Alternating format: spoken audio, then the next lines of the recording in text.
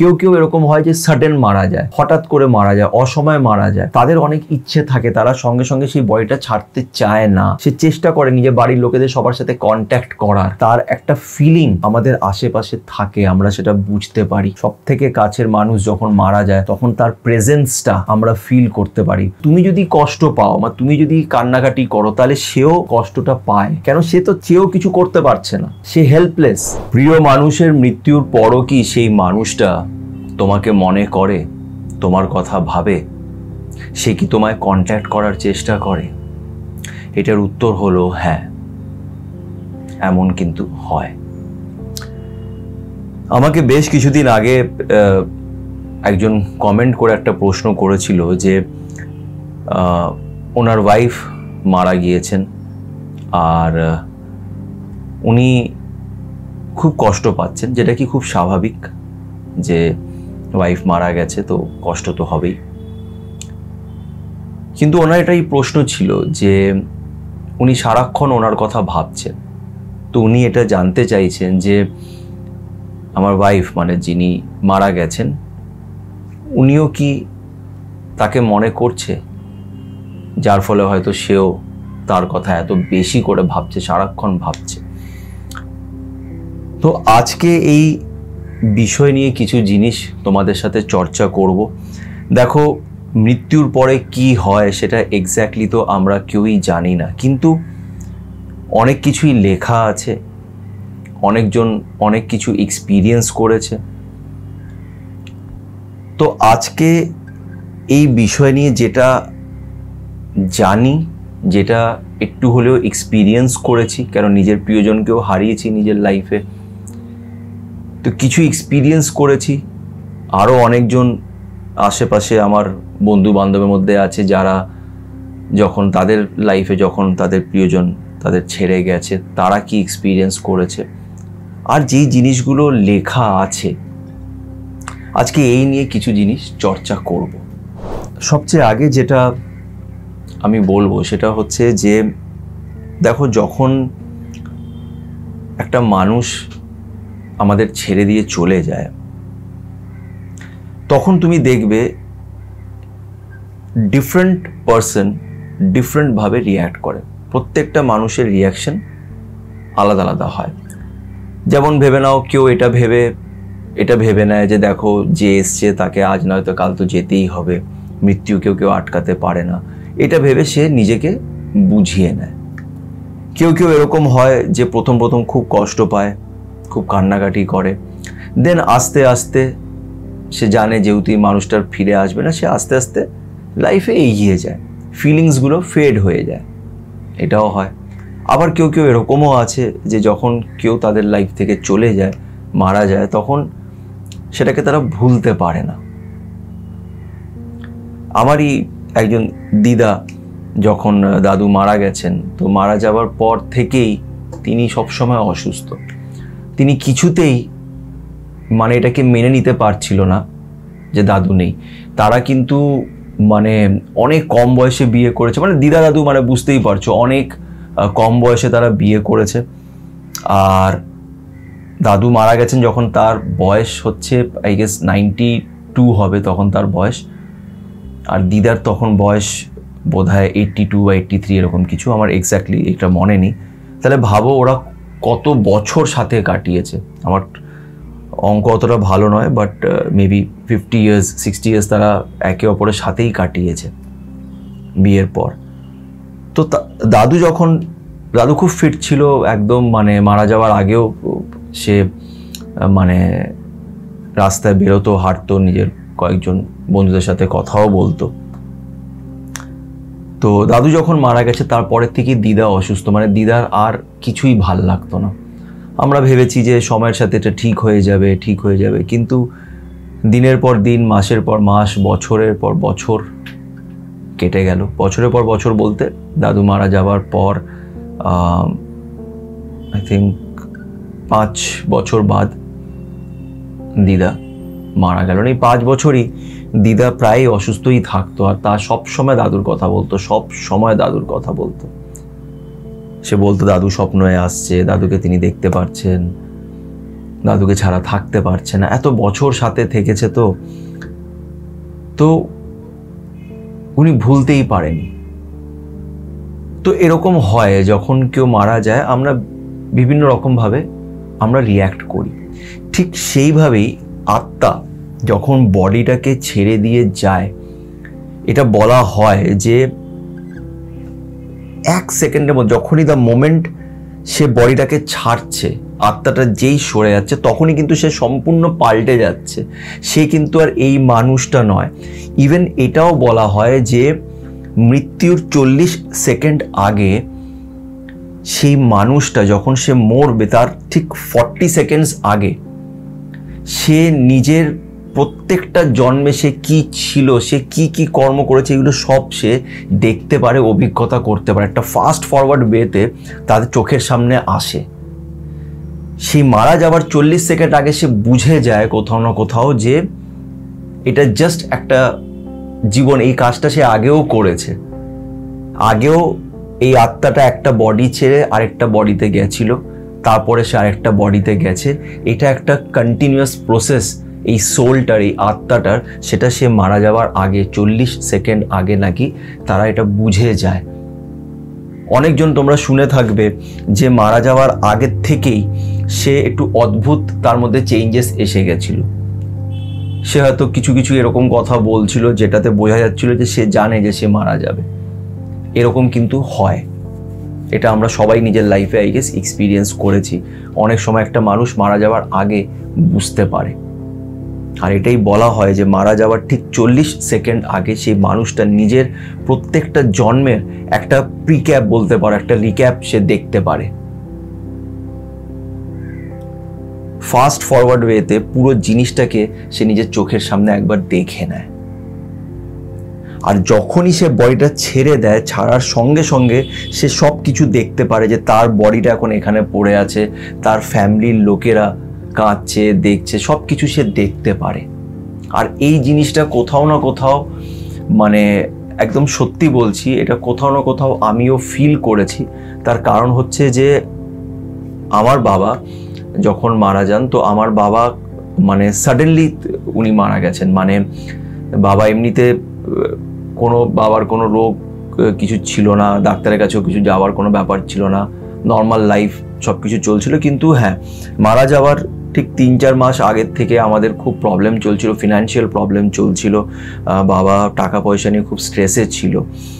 তো হঠাৎই বাবার একদিন স্ট্রোক হয়। আমি তখন স্কুলে ছিলাম। স্কুল থেকে যখন আমি আসি তখন জানতে পারি যে বাবাকে হাসপাতালে ভর্তি করা হয়েছে, বাবার একটা অ্যাটাক এসছে, হার্ট অ্যাটাক এসছে। তো আমি ভেবেছি ঠিক হয়ে যাবে। তো তার পরের দিন যখন আমি বাবাকে হাসপাতালে দেখতে যাই, তখন আমি দেখেছি বাবা মানে আমাকে চিনতেই পারছে না। বাবার চোখ মুখ পুরো ফোলা, আর মানে তার সেন্স নেই। তাকে প্রেসমেকার বসানো হয়েছিল। তো বাবা ওই সময় শুধু মার নাম নিচ্ছিল, বারবার ঠিক করে প্রনাউন্স করতে পারছিল না, কিন্তু মার নামটা নিচ্ছিল। আমি যখন বাবার কাছে গেলাম, আমি দেখলাম যে বাবা আমাকে চিনতেই পারছে না, আর বাবার খুব কষ্ট হচ্ছে। বাবার পাটা মনে আছে বিছনার মধ্যে বাঁধা ছিল। যাই হোক, তো ব্যাপারটা হচ্ছে যে যেদিন আমি বাবাকে দেখতে গেলাম তার পরের দিন বাবা মারা গেলেন। এবার যখন বাবা মারা গেছে তখন আমি এটা দেখেছিলাম, নোটিস করেছিলাম। আমাদের বাড়িতে আমাদের একটা কুকুর ছিল, জিমি। তো জিমি ব্যাপারে যাই হোক, একটা অন্য কোনো ভিডিও বানাবো। এনিওয়েজ, তো আমাদের বাড়িতে একটা কুকুর ছিল।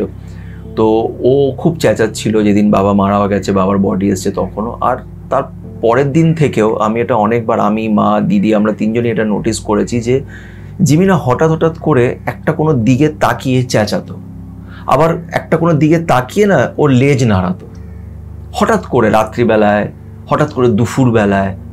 মানে এরকম মনে হতো যে ও কাউকে দেখছে। মানে যাদের বাড়িতে কুকুর আছে বা যারা কুকুরের সাথে অনেক ফ্যামিলিয়ার, তারা বুঝতে পারবে যে কুকুরে যখন কাউকে দেখে এমনি করে লেজ নাড়াতে থাকে, তাই না? তো ও একটা কোনো পার্টিকুলার জায়গায় যেখানে কেউ নেই সেখানে দেখে না লেজ নাড়াতো, আবার চেঁচাতো। আর দেখো, এটাও হয় না, ওই 11 দিন 13 দিনের যে কাজটা হয়, কাজটা কেন করা হয়? বলা হয় যে শ্রাদ্ধ করার পরে আত্মাটা মুক্তি পাবে। যতক্ষণ না আমি শ্রাদ্ধ করছি সে আত্মাটা এখানেই থাকে, সে সব কিছু দেখতে পায়। এই জন্য তুমি দেখবে যে যখন কেউ মারা যায় তখন তার বাড়ির লোকেরা নিজের সাথে লোহা রাখে, মানে যেরকম আমাকে গলায় এরকম লোহার একটা চাবি বেঁধে রাখা হয়েছিল। কেন? এটাই বলা হয়েছে যে দ্য মোমেন্ট একটা আত্মা বডিটাকে ছাড়ছে সে কিন্তু সঙ্গে সঙ্গে সে পাল্টে যায়, কেন সে কিন্তু বডিটা ছাড়তে চাইছিল না। কেউ কেউ, যেটা আমি বললাম যে যেরকম সবাই আলাদা আলাদাভাবে রিয়্যাক্ট করে কেউ মারা গেলে, ঠিক আত্মাও কিন্তু আলাদা আলাদাভাবে রিয়্যাক্ট করে। কেউ হয়তো নিজের সব ইচ্ছে পূরণ করে মারা গেছে, কেউ হয়তো অনেক বয়সে গিয়ে মারা গেছে, ছেলে মেয়ের বিয়ে টিয়ে দেখে নিয়েছে, সব কিছু দেখে মারা গেছে, কোনো আফসোস নেই। কেউ কেউ এরকম হয় যে সাডেন মারা যায়, হঠাৎ করে মারা যায়, অসময়ে মারা যায়। তাদের অনেক ইচ্ছে থাকে, তারা সঙ্গে সঙ্গে সেই বডিটা ছাড়তে চায় না। তো যখন সে ছেড়ে দেয় তখন তার আফসোস করে, সে চেষ্টা করে নিজের বাড়ির লোকেদের সবার সাথে কন্ট্যাক্ট করার, কিন্তু অনেক চেষ্টা করার পরেও সে কন্ট্যাক্ট করতে পারে না। কিন্তু তার একটা ফিলিং আমাদের আশেপাশে থাকে, আমরা সেটা বুঝতে পারি। এরকম অনেকজন, আমার মনে হয় তোমাদের মধ্যে অনেকজন এরকম হবে যারা এটা এক্সপিরিয়েন্স করেছে, যখন বাড়িতে কেউ নিজের সব থেকে কাছের মানুষ যখন মারা যায় তখন তার প্রেজেন্সটা আমরা ফিল করতে পারি। প্রথম 10-15 দিন তো 100% ফিল করতে পারি। তো এই যে প্রশ্নটা যেটা উনি আমাকে করেছেন যে আমার ওয়াইফ মারা গেছে, তো সে কি আমার কথা ভাবছে? ডেফিনেটলি সে ভাবতে পারে। একটা একটা গল্প, আমি খুব ভালো একটা গল্প, আমি অনেক বছর আগে এটা পড়েছিলাম গল্পটা। সেই গল্পটার মধ্যে এরকম ছিল যে একটা খুব গরিব একটা লোক এমনি মজদুরি করে। সেই লোকটা খুব গরিব ছিল, ওর ছেলে মেয়ে বউ আছে, তো অনেক মুশকিলে বাড়ির মানে সংসার সে চালাতো। তো মানে অনেক দিন এরকম যেত যে না খেয়ে তাদের থাকতে হতো, খুব কষ্টকর দিন তার যাচ্ছিল। তো এর মধ্যেই টেনশনে সেই মজদুরটা একদিন হার্ট অ্যাটাকে মারা যায়।